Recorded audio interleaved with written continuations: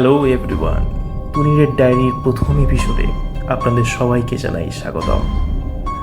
আজকের প্রথম এপিসোডে আমরা শুনতে চলেছি একটি ভয়ানক সত্য ভূতের গল্প, যেটি পাঠিয়েছে রঞ্জপুর থেকে সুদীপ কর্মকার। তাহলে শুরু করা যাক।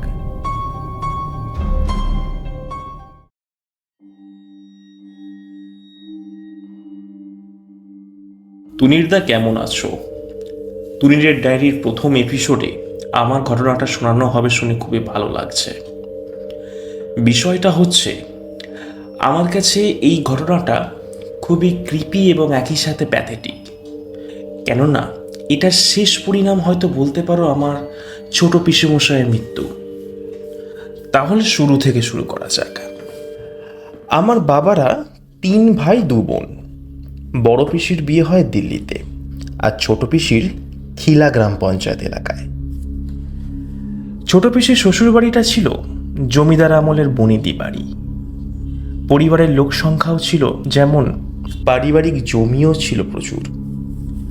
জমিতে ভাগ চাষিরা চাষাবাদ করত। ছোট পিসেমশাইয়ের নাম ছিল অশোক হালদার।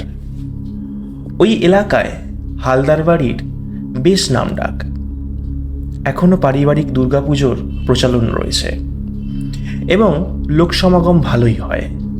যেহেতু বাড়ির অন্যান্য সদস্যরা হাওড়ায় কাজের সূত্রে থাকতো, তাই চাষবাসের দিকটা আমার ছোট পিসেমশাই দেখাশোনা করতেন। বাড়ির নিচে 3টে ঘর ফাঁকা অবস্থায় পড়ে থাকায় পিসি ঠিক করেন ওই ঘরগুলি ভাড়া দিয়ে দেবেন। সেই মতো ভাড়াটেও খোঁজা হচ্ছিল। গত 23শে নভেম্বর 2023 3জন ভাড়াটে পাওয়া যায়। অসিত বাঘ, ডাকনাম খেটো, রঞ্জিত ভৌমিক ওরফে রণ ও সনাতন কর্মকার ওরফে সন্তা। পেশায় এই 3জন ছিলেন সোনার কারিগর। বিহারে কাজের সূত্রে থাকতেন। বাজারে খুব দেনা হয়ে যাওয়ায় এখানে চলে আসেন এবং পিসিদের জমিতে চাষের কাজে যোগ দেন। ছিপছিপে চেহারা, অত্যন্ত কর্মঠ ছিল এই লোকগুলি। সারাদিন অক্লান্ত পরিশ্রম করে সন্ধ্যায় ফিরত। ক্লান্তি দূর করার জন্য মাঝে মাঝে মদ্যপানও করত 3জনে। আমার পিসেমশাই মাঝে সাঝে বকাঝোকা করতেন। সব ঠিকঠাকই চলছিল। আমিও যখন পিসির বাড়ি যেতাম বেশ গল্পগুজব হতো ওনাদের সাথে। কিন্তু বাদ সাধল জানুয়ারি মাসে। জমিতে চাষবাস নিয়ে ওই 3জনের মধ্যে একদিন বচসা বাঁধে। পিসেমশাই সেবারের মতো সামলে নেন। রণ বলে লোকটি বাকিদের হুমকি দেয়, দেখে নেব তোদের কে বাঁচায়। যাই হোক, আমরা ভেবেছিলাম সব মিটে যাবে হয়তো, কিন্তু সেটা ছিল সূত্রপাত। রণ একদিন রাতে বাড়ি ফেরে না। বাকিরা ভেবেছিল ওর নিজের বাড়ি হয়তো গেছে কাউকে না জানিয়ে। বিষয়টা পরিষ্কার হয় পরদিন সকালে। যে জমিতে ও চাষ করত ওইখানে ওর বডি পাওয়া যায়। বিষ খেয়ে আত্মহত্যা করেছে। পুলিশ এসে বডি নিয়ে যায়। ওর বাড়ির লোককেও খবর দেয়া হয়। এই ঘটনার সূত্রে পিসেমশাইকে অনেকবার থানা পুলিশ করতে হয়। বাড়ির পরিস্থিতি এরপর অনেকটাই বদলাতে শুরু করে। একদিন পিসি দুপুরে ঘুমাচ্ছিলেন। একটা সুগন্ধে হঠাৎই ঘরটা ভরে যায়। পিসি বলেছিলেন এই গন্ধ তার চেনা। রণ বেঁচে থাকাকালীন ঘরে ঠিক এই সুগন্ধে ধূপ জ্বালত। ঠিক একইভাবেই খেটু আর সন্তা একদিন চরম ভয় পেয়ে যায়। রাতে আড্ডা মেরে মেন দরজা তালা দিয়ে যখন তারা ঘরে ঢুকছিল, লক্ষ্য করে সিঁড়ির কাছে একটা ছায়ার মতো অবয়ব দাঁড়িয়ে, ঠিক রণর মতো আকৃতি। ওরা দুজনেই ভয় পেয়ে পিসেমশাইকে ডাকাডাকি শুরু করে দেয়। যদিও পিসেমশাই প্রথম দিকে এইসব বিশ্বাস করছিলেন না, কিন্তু তখন কে জানতো যে তার এই অবিশ্বাস তার একদিন মৃত্যুর কারণ হবে। পাড়ার অনেকেই পিসেমশাইকে বাড়িতে পুজো দেওয়ার কথা বলেছিল, কিন্তু তিনি এসব কর্ণপাত করেননি। দিনটি ছিল শনিবার, মার্চ মাস। গরম পড়তে শুরু করেছে। বাড়ির মেন দরজার উপরে আলোটি কেটে গেছিল। পিসি অনেকবারই পিসিমশাইকে বলেছিলেন আলোটি পাল্টে দিতে। সেই মতো ওই দিন সন্ধ্যায় দোকান থেকে একটি নতুন ল্যাম্প কিনে আনেন পিসিমশাই এবং পিসিকে বলেন, তুমি টর্চটা দেখাবে আর এই মইটা ধরবে, আমি ল্যাম্পটা লাগিয়ে দেব। যেমন কথা তেমন কাজ। পিসি টর্চটা বাম হাতে ধরেছেন আর ডান হাত দিয়ে মই।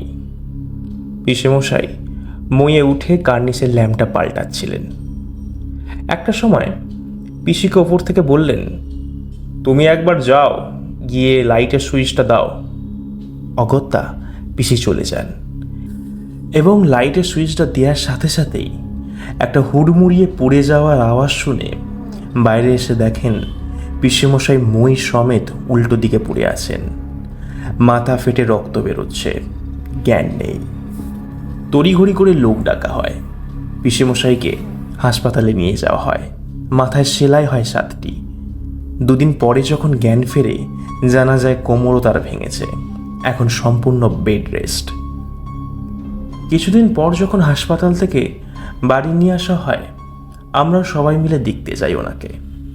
কথা বলতে পারছিলেন কিন্তু খুব আস্তে। আমার বাবা জিজ্ঞাসা করেন, কি হয়েছিল আপনার, পড়ে গেলেন কি করে?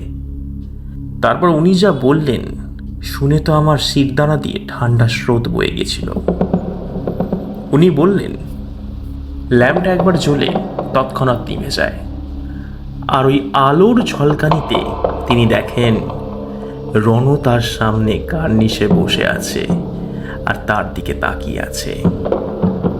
তিনি চমকে উঠে কে বলে চিৎকার করতে গেলেন, দেখলাম ও মইটা দেয়াল থেকে ঠেলে দিল। উনি বললেন, মইটা সজোরে আমার বুকের ওপর এসে পড়ল।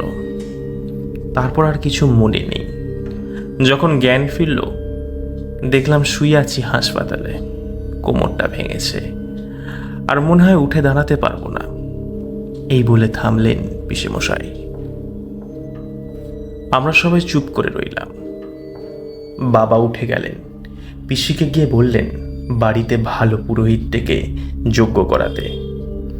সেই রাত আমরা কাটিয়েছিলাম পিসির বাড়িতে। যত রাত নামে আমার ভয় বাড়তে থাকে। পরদিন সকালে বাবা বলেছিল মাঝরাতে পিছনের জানালাতে কেউ যেন একটা টোকা দিয়েছিল, কিন্তু ওইদিকে পুকুর, কারোর থাকার তো কোনো কথাই নয়। দুপুরে আমরা বাড়ি ফিরে আসি। এপ্রিল মাসের 28 তারিখে পিসেমশাই মারা যায়। পিসির মুখে শুনেছিলাম শেষ সময় তিনি খুব চিৎকার করে বলতেন, ও আমাকে নিয়ে যাবে, ও আমাকে নিয়ে যাবে, আর তাকিয়ে থাকতেন কড়িকাঠের দিকে। পিসেমশাই মারা যাওয়ার পর বাকি 2 ভাড়াটে ওই বাড়ি ছেড়ে গ্রামের বাড়িতে চলে যায়।